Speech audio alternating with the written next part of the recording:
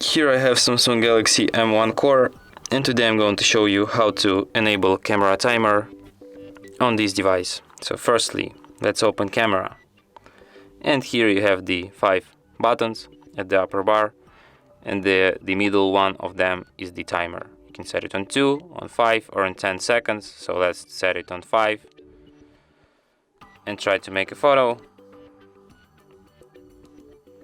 And as you can see, timer works. Unbelievable.